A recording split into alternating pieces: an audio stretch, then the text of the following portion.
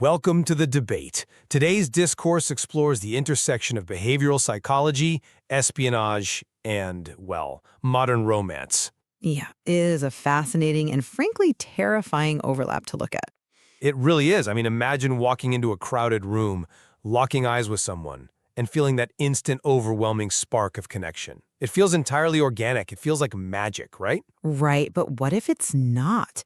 What if that serendipitous spark was actually engineered? Like calculated down to the precise number of times that person crossed your peripheral vision before they ever even said hello. Exactly. We are drawing directly from the accounts of a former Russian intelligence agent who was trained in KGB-style sexpionage. And the central question we are tackling today is this. Is there a clear modal line between manipulation and seduction when utilizing these covert psychological tactics in interpersonal relationships? Which is a heavy question. It is. And I argue that intent and outcome actually create a definitive moral boundary here. There is a real difference between empowering seduction and extractive manipulation. And I contend that using professional spy techniques to bypass rational consent is inherently deceptive. It's unethical, regardless of the user's intent. So let's jump right into how the agent defines these two concepts, because I think that distinction is highly relevant for, anyone navigating relationships today. Seduction and manipulation are treated as fundamentally different phenomenons in this material. Conveniently for the intelligence agent, sure. Well, hear me out.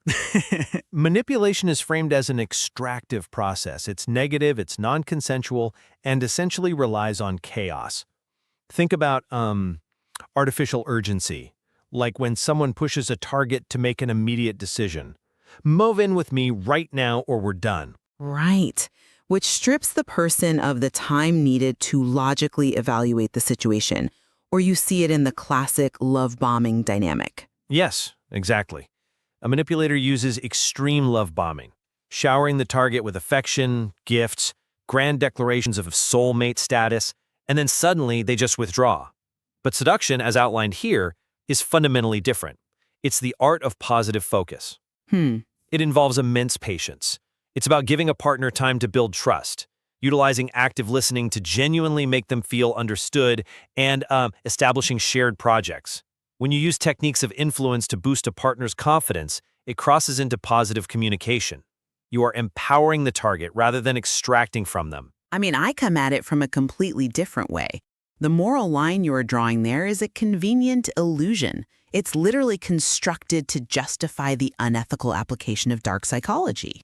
How is it an illusion if the outcome is positive? Because you're separating manipulators from seducers based on whether they rush you or take their time. But a slow poison is still poison. We are examining training explicitly designed to make targets completely sexually dependent. But the agent describes putting the target in an illusory world where they feel artificially supreme. Yes, but only as long as you are pulling the strings. Employing intelligence-grade social engineering in a personal relationship fundamentally corrupts the foundation of modern dating. It turns a human connection into a calculated operation of influence. You simply cannot ethically sanitize that by claiming your end goal was a happy marriage. Okay, well, let's unpack that operation of influence, because I think we need to look at the actual mechanisms being used. Let's start at the very beginning of a dynamic, like how the relationship is actually initiated. Let's do that, because the initiation phase is terrifying if you are a young professional just trying to date normally out there. The source details what they call the 7 times exposure rule. Right, which relies heavily on peripheral vision. Yes, you don't just walk up and meet someone. You map out their routine. You get a membership to their gym. You figure out what coffee shop they use. You attend their industry conferences. You meticulously place yourself in their peripheral vision repeatedly, at least 7 times. And there is a very specific biological reason for this. The human brain, specifically the amygdala, is constantly scanning the environment for threats. Right, it's on guard. Exactly. When it encounters something new, the firewall is up. But when it sees a face 7 times without any negative outcome, it artificially habituates. It tags that face as familiar and safe. Which is the mere exposure effect. Yeah, it's a well-documented psychological phenomenon. But look at how it's being used. I mean, it's the real-world equivalent of digital ad retargeting. You are following someone around until their brain subconsciously drops its firewall. So before you ever utter a single word to this person, their brain has already categorized you as safe. I think you're framing it a bit darkly. For someone out there looking for genuine connection, this means the serendipity of discovering shared interests is a total illusion. It's a rigorous reconnaissance disguised as fate. You are literally hacking their threat detection system. Okay, I'm not convinced by that line of reasoning, mostly because preparation does not negate authenticity. Think about it. If you are a professional preparing for a major business negotiation, you research the client. Sure. You find out what they value, what their pain points are, and you present your ideas in a way that resonates with them. We consider that competent professionalism. Why is it inherently deceptive to apply that same level of care and strategy to finding a life partner? Because romance isn't a corporate merger. But it is a partnership, and the agent stresses the importance of patience here. A manipulator wants to bypass your logic with panic. A seducer gives the target time to get used to them. Let's say you engineer those 7 exposures, and you finally strike up a conversation. Okay. From there, the text emphasizes building bridges of mutual interest. If you discover they care about animal rescue, and you start volunteering together at a shelter, you are building a shared project. If that shared project is real, the foundation of the relationship is real, regardless of how meticulously the introduction was planned. It is deceptive because the foundation of that trust was manufactured. You didn't just happen to care about animal rescue at the exact same time they did. You systematically mirrored their values to bypass their critical faculties. But you're still doing the good work together. And once you're in the door, the manipulation of the environment only escalates. Let's talk about this illusory world the agent talks about creating. The bubble. The bubble. Right. The text defines seduction as creating an environment where the target feels they are the smartest, most successful person in the room. You called this empowering earlier. But how is it built? By focusing on their positive traits. By isolating them. The source explicitly instructs the user to keep third parties, so family members, best friends, out of the relationship. They say outside perspectives will destroy the bond. You call it an empowering safe space. An intelligence agent calls it a bubble. A psychologist would call it isolation. I wouldn't go that far. You are systematically removing the target's reality testing mechanisms. You cut off their friends so that you become their sole source of truth. That's an interesting point, though. I would definitely frame it differently. Keeping third parties out of a relationship is actually a standard tenet of healthy boundary setting. Oh, come on. No, really. Think about the advice any modern couples therapist will give you. Running to your friends or parents every time you have a disagreement with your partner introduces unnecessary drama. It allows outside biases to dictate the internal dynamics of the couple. Yeah, but there's a difference between not complaining to your mom about a fight and systematically ensuring your partner's friends have no visibility into the relationship. But the agent isn't saying, like, lock them in a basement. They are saying that to build an unbreakable bond, the emotional core must remain between the two of you. Resolving conflicts internally or utilizing a neutral professional therapist, as the text suggests, isn't isolation. It certainly sounds like it. It's protecting the integrity of the relationship. It's ensuring that the connection is heavily weighted on mutual understanding, not mediated by the opinions of a dozen onlookers who don't know the full story. The illusory world is just a pessimistic framing of creating a deeply validating environment where a partner feels unconditionally seen and supported. Supported. They are being conditioned. And that brings us to the most alarming part of this material, the physical and psychological anchoring. Yes. If we want to talk about the moral line, this is where it gets incredibly stark. Let's look at the mechanics of the post-coital window. Right. This is the roughly 15 to 20-minute window immediately following climax. Exactly. And the neurochemistry here is vital to understand. When a person reaches climax, their brain is flooded with oxytocin and dopamine. Cortisol, distress hormone, just plummets. They are in a state of complete relaxation. More importantly, the prefrontal cortex, the part of the brain responsible for logical reasoning, skepticism, and critical thinking, temporarily powers down. The firewall is rebooting. And what does the KGB manual instruct you to do during this window of extreme vulnerability? It suggests linking a physical touch with verbal praise. It suggests programming them. You touch a specific non-public spot on their body, like the back of the neck, the shoulder, the earlobe, and simultaneously you implant a verbal command like, "You are the best," or "You can only feel this way with me." Which is positive reinforcement. Because the logical brain is offline, the subconscious simply consumes and accepts that information as absolute truth. You are installing a trigger. Later, when you are in public or when they are feeling insecure, you simply touch that exact spot on their neck. The brain subconsciously fires that implanted command. Right. Anchoring the feeling. The stated goal in the text is to make the target sexually and emotionally dependent. It is designed to ensure they cannot be aroused by anyone else. That is not communication. That is classical conditioning, explicitly designed to subvert rational autonomy. Look, I see why you think that, but let me give you a different perspective.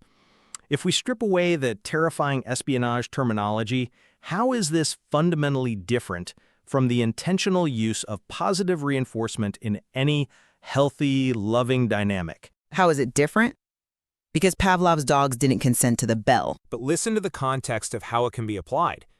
The material specifically notes an example of a spouse using this exact anchoring technique to genuinely motivate their partner. Okay, let's hear it. Imagine a husband or wife who suffers from crippling imposter syndrome at work. They have a massive presentation coming up. Their partner uses this mechanism, associating that peak state of relaxation and confidence with the phrase, "I believe in you," and a touch on the shoulder. Right. If the partner uses that shoulder touch later, right before the big meeting, to help them overcome that imposter syndrome, the mechanism is serving a constructive, entirely consensual goal. If the outcome elevates the individual and strengthens their confidence, isn't it simply highly effective emotional support? I'm sorry, but I just don't buy that. I mean, that's a compelling argument on the surface, but have you considered that genuine consent requires conscious awareness? We influence our partners subconsciously all the time. Not like this. If I want to support my partner and I say, "I believe in you," over breakfast, they can rationally engage with that statement. They can say, "Thank you, but I'm still nervous about the Q&A." We're having a conversation between two autonomous adults. Yes, but But if I deliberately wait until their neurochemistry has rendered them hyper-vulnerable, specifically to bypass their ability to question my statement, I am stripping them of their agency. It's like waiting for someone to get blackout drunk to get them to sign a contract, and then arguing it's fine because the contract gave them a good deal on a car. That is a wild comparison. You cannot claim an action is empowering when the explicitly stated mechanism relies on circumventing the target's ability to think for themselves. But every interaction we have programs the brain to some degree. When a parent praises a child, they are conditioning behavior. When you smile at a colleague who helps you, you are reinforcing a dynamic. Sure, but those are conscious interactions. The text gives the historical example of Napoleon and Josephine. She reportedly used early versions of these techniques to make him believe he was nothing without her. Now, I agree her specific dynamic was toxic, but the underlying mechanism, associating yourself with a partner's peak state of confidence, is neutral. The morality comes from what you are programming them for. The morality comes from the removal of their choice. And we see this removal of choice everywhere in the manual's communication strategies. Let's look at how the agent trains people to speak during these vulnerable states. The explicit instruction is to eliminate yes or no questions. Right, replacing questions with statements. Exactly. You never ask, "Do you miss me?" You look them in the eye and state, "I know you miss me." You don't ask, "Do you love me?" You declare, "I know I am the best partner in your life." Which projects confidence. The text is frighteningly clear about why you do this.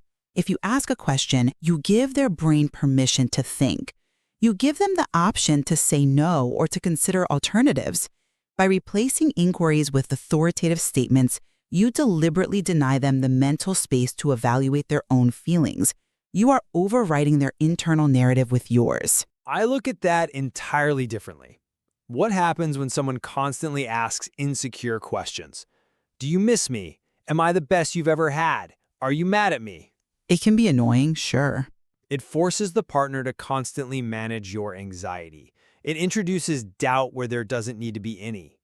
Reframing these communications as statements of positive certainty isn't overriding their brain. It's taking healthy emotional leadership. Emotional leadership? Seriously? Yes. If you approach a relationship with the quiet confidence of, I know we have an incredible bond, you project stability. You guide the partner with positive certainty rather than opening the door to unnecessary drama. But you're manipulating their perception. If you are a young professional today, the modern dating world is plagued by ghosting, mixed signals, and chronic insecurity. Providing absolute, grounded certainty is a gift. It allows the partner's nervous system to actually relax into the relationship because you aren't making them constantly reassure you. There is a massive difference between personal confidence and calculated programming. Having secure attachment and saying, I feel confident in us, is great. But when you state, I know you miss me, specifically as a tactic to prevent the partner from engaging their logical brain, you are treating them as an adversary to be outmaneuvered. Taking away someone's right to think is not a gift. It is predatory. But again, look at the end goal the agent proposes.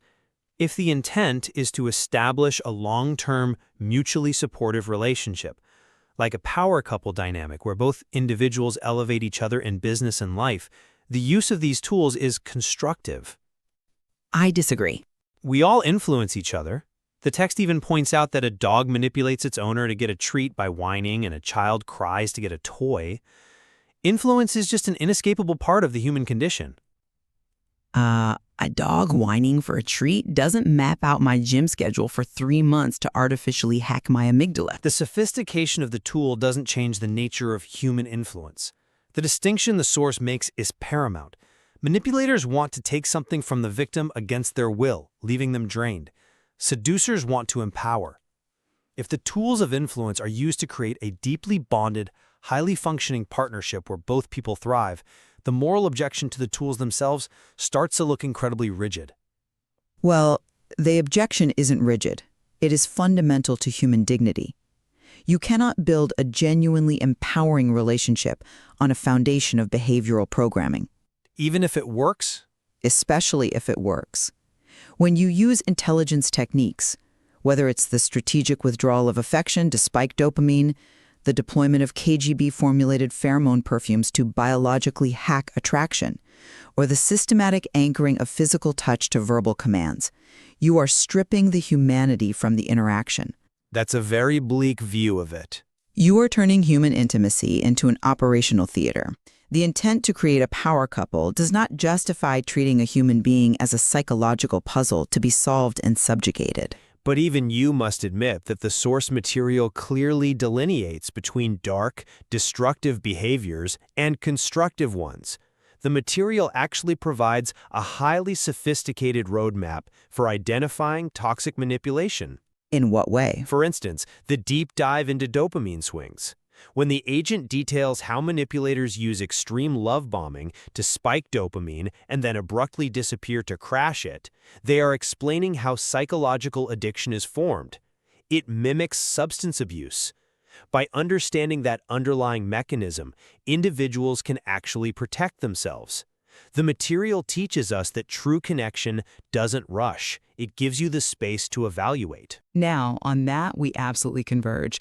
For young professionals entering the modern dating world, especially those dealing with algorithmic dating apps where manipulation is pretty rampant, understanding these mechanics is not just useful, it is vital for self-protection. Exactly. Recognizing that intense, immediate chemistry might not be destiny but actually calculated love bombing is crucial.